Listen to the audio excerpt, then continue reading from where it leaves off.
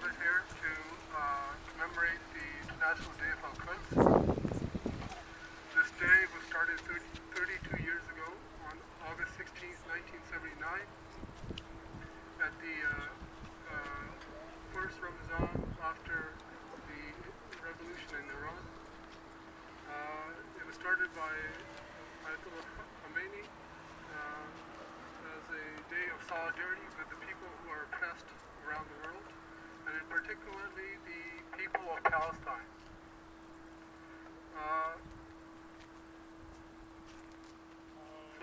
On this day, without exception, we've had rallies around the world every year since then, and Al-Quds is normally held on the last Friday of Ramadan, which is basically today. It's a day when people around the world of all faiths and colors come together to demonstrate their support for the oppressed in the world, and particularly the oppressed Palestinians who have been living under zionist occupation for over 60 years. Standing up for something that's right is normally not a very popular thing. Standing up for something that is brought out by public media is something easy to follow because it's so widely known. But the truth is hardly widely known. This year we continue to commemorate this day in Regina to keep the struggle alive, as well as our own humanity. It is only when we feel the pain and sufferings of others that we are truly alive. Al-Quds Day is a day that we stand in solidarity with the Palestinian people and all oppressed, and call for an end to the occupation, an end to depriving the people of their humanity, an end to the constant suffering inflicted, and an end to the unjust leaders who support the oppression. Al-Quds Day is an awakening for humanity in regards to the sufferings of the Palestinian people at the hands of the Zionist regime. So basically we're gathered here not just for the Palestinians but our own humanity. We need to feel their suffering in order to be alive. We need to feel their struggle in order so that we can live up and fight the oppression that's upon us as well. And now I'll give the speaker to Brother Ismail, who's going to speak some more.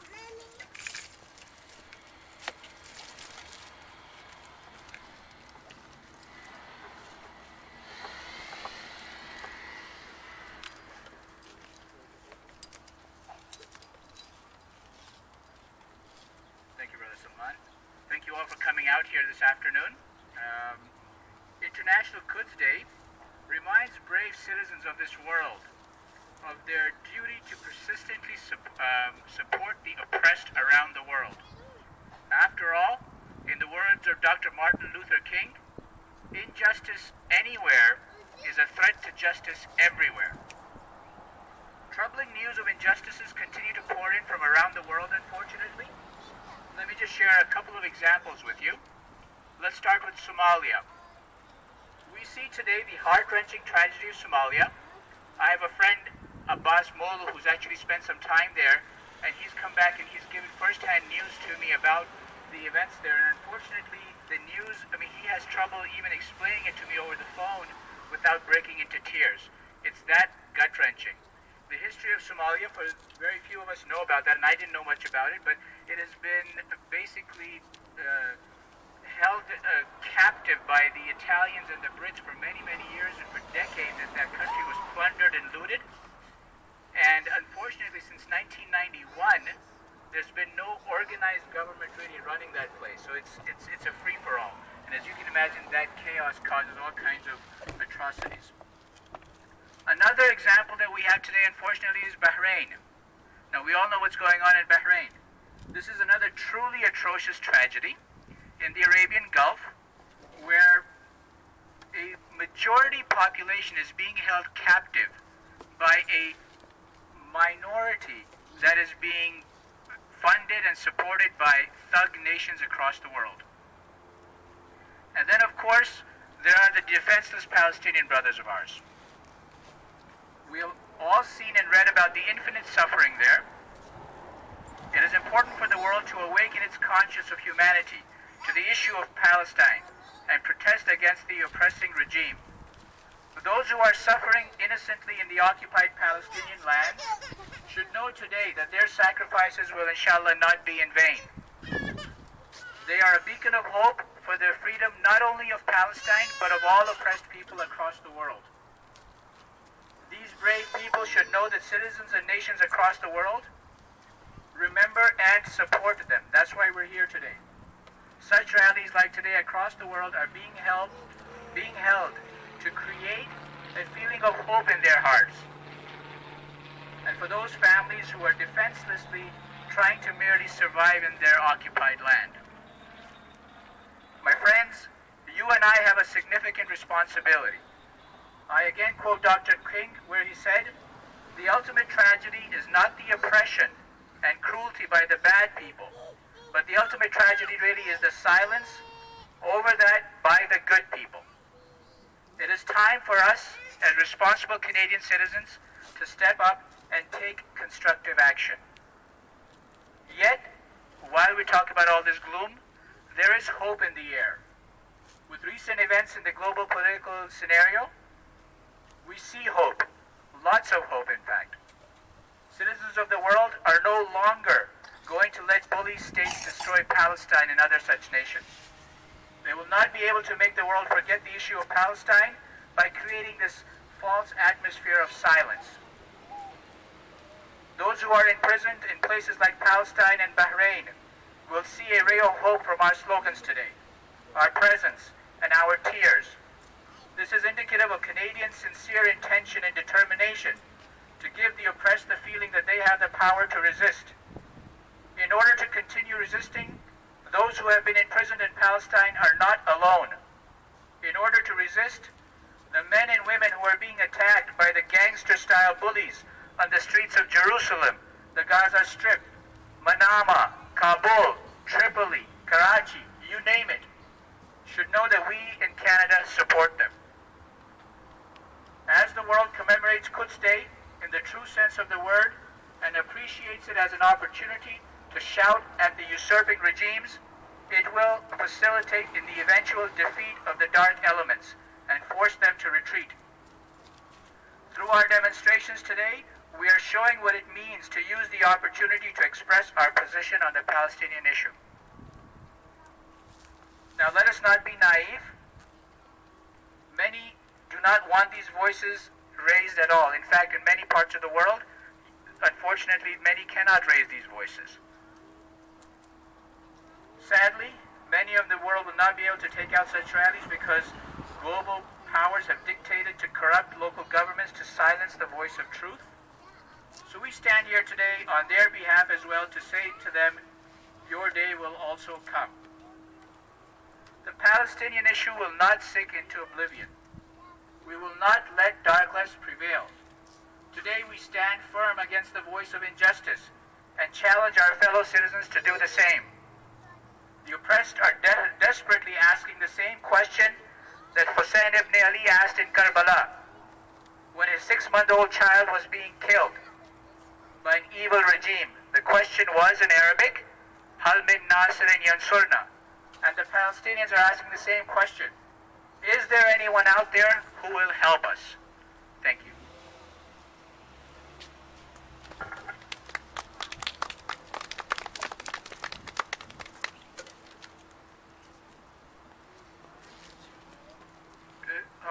Let's start with a chant.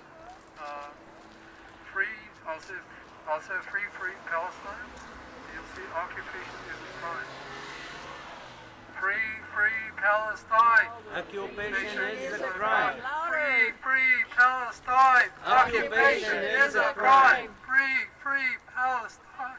Occupation is a crime. Free Palestine. Occupation is a crime. Free Palestine. Occupation is a crime. Free Palestine. Occupation is a crime. Free Palestine. Occupation is a crime. Free Palestine. Occupation is a crime. Free Palestine. Occupation is a crime. Free Palestine. Occupation is a crime.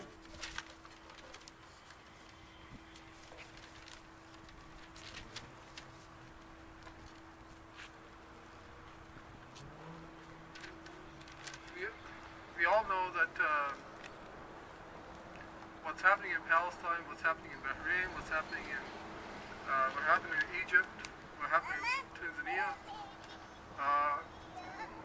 There's a huge uprising now. And the reason for that is that people want actual freedom. They want a sense of their own identity. They want a sense of themselves. They don't want something that's enforced upon them. Freedom, as we all know, is a great word. It's used by so many people all around the world. But can freedom be a bad word as well? It's really how you define freedom that means whether it's a bad thing or a good thing. Are you going to say that freedom means that you can go occupy a country, enslave the people, rid them of their humanity, kill them if necessary, rid them of their ethics, their values, everything that defines them? Just so that you can say that they're free and they can do whatever their hearts desire? What kind of freedom is that? When you get rid of people's identity, they don't have freedom. They don't have freedom. They don't have their morals, their ethics, the things that define them. We're living in a world right now that those people who have done so much injustice are teaching us what freedom is. This is wrong. This is something really wrong with society. This is something that's really wrong with this world. Al-Quds Day was created for just such a reason. It was created so we could stand up against the oppressors. We could stand with the oppressed. And do what the oppressors don't want us to do, which is speak out. Because that's why they have been acting the way they have. They show us pictures of torture, they show us pictures of Abu Ghraib, they show us waterboarding, they show us so much graphic content that they've done, all to subdue us. So that we would sit quietly on the couches, watch TV, and think that everything's fine. They thought that we couldn't really speak out against them. But are we really going to let this go? Are we really going to not listen to all their cries, the people who are crying, the people who are dying? The voices of the oppressed reach our ears. Of course we're going to speak out against that.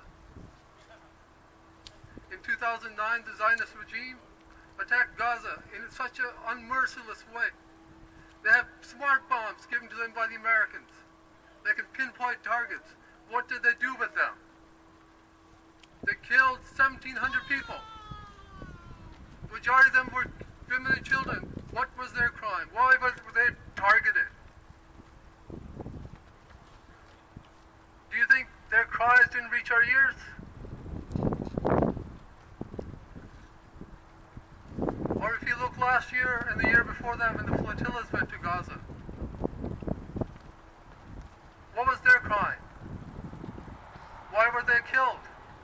There was 9 people on those ships that were killed, execution style.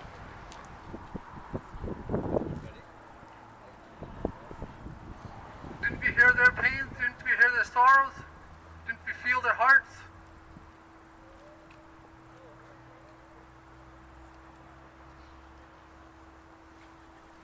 Do we really have to remain quiet about it? In Palestine, the situation is such that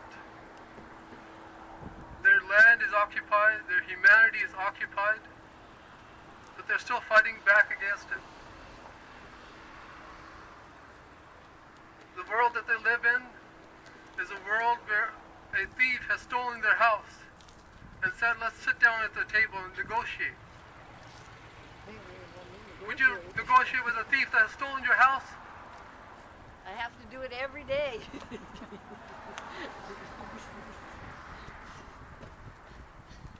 It does happen here as well. It It started the same way here that it started in Palestine. Same thing.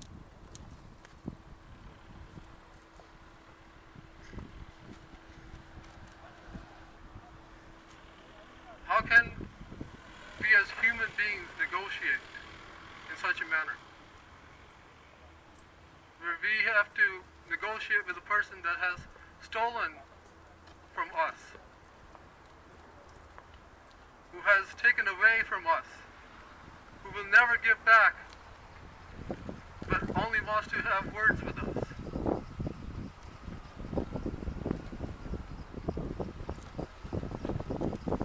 I would suggest that everyone here not let their humanity die. Your humanity is the only thing that's keeping you going.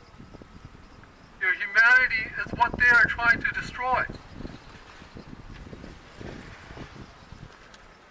When they subject you with so much media, so much outside influences that you can't even look inside your own hearts, that's when they're getting to you.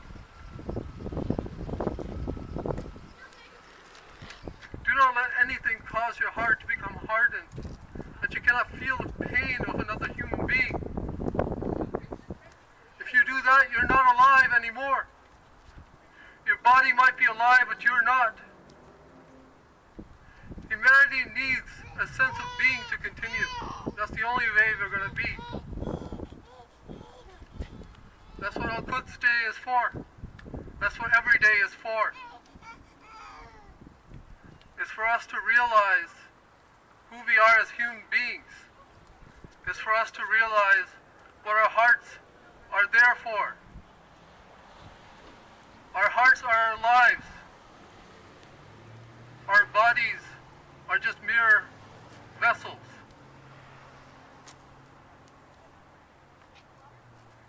Otherwise, what's the point of a child who's 10 years old or another one who's 20 or 30 or 40? If they're continuing to enjoy what is around them and not caring for other people, what is the point in living?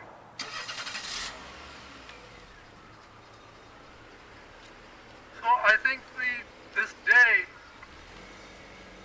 is something that we all need to think about, not only for the people of Palestine, but for ourselves. We are being oppressed here, and we don't realize it. We are being oppressed no matter where we go, but we don't realize it. We need to really look at this and also look at the struggles of how they're dealing under this sort of situation, because that's what's going to help us. That's what's going to keep us going. That's what's going to keep the struggle moving.